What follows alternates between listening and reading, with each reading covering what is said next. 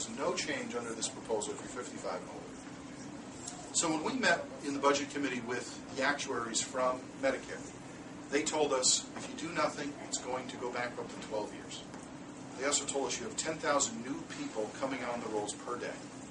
And they also told us that we are losing more doctors each and every day because of the reimbursement rate.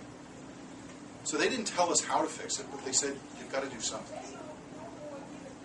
What we decided to do in the House is take really what was the Bill Clinton era plan, modify it a little bit, and put it in the House budget proposal. And that does three basic things. It brings the growth rate from 8% to 2%, back down to what is manageable. Secondly, just like a member of Congress gets, anyone who turns 65 gets a booklet in the mail and said, you choose, as an individual, what kind of benefit you want.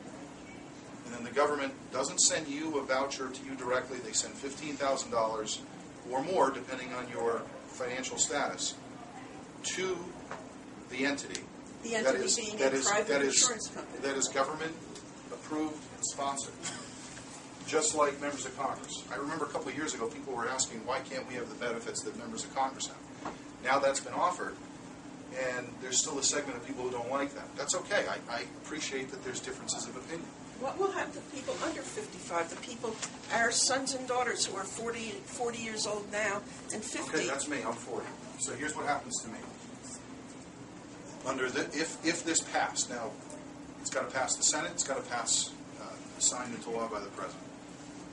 If that were the case, me, I'm 40 now, when I turn 65, or about 6 months before I turn 65, I get a book in the mail that says pick and choose the benefits you want. In other words, private corporations get in on Medicare. The federal government picks and chooses administrators and plans. They are approved by the federal government. They then send me a book as an individual, as an American, and they say, you pick and choose what you want. You send us that book back. Then the government pays for those services to the tune of $15,000. It's a sliding scale for those who can't afford it. You actually could get more depending on what your income is at that point. You can get $18,000, $19,000, $20,000.